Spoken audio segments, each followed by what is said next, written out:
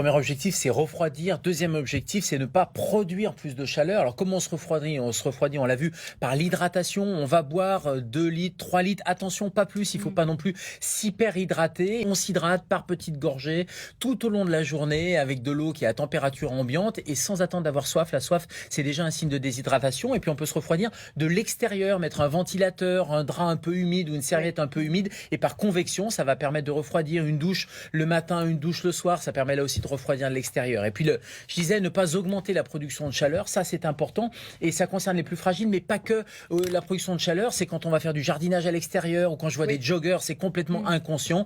On ne fait pas de sport, pas d'activité physique, même pas de jardinage, alors que d'habitude je vous dis sortez, allez au jardin, etc. Non, on reste tranquillement à la maison, on baisse les volets, on aère le matin et le soir, on se repose, il faut ralentir son métabolisme, ralentir son organisme. Le coup de chaleur, c'est une urgence vitale, hein, c'est 40 degrés de température, la température qui est de la peau très rouge, très sèche, on ne transpire plus, on ne peut plus évacuer la chaleur. Et il y a des signes précurseurs, des crampes par exemple, une soif intense, une fatigue inhabituelle. Ce sont autant de petits signes qu'il faut repérer, s'hydrater, se mettre au frais. Et pour les plus fragiles, appeler le 15, en parler à son médecin. Et je pense aux gens qui prennent des médicaments pour le cœur ou à visée neurologique. N'arrêtez pas votre traitement, mais parfois il y a des petits ajustements. Parlez-en avec votre pharmacien aussi, il pourra vous aider.